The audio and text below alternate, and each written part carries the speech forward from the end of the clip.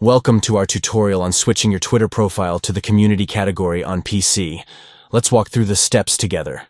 To begin, click on your profile image located at the top right corner of the screen.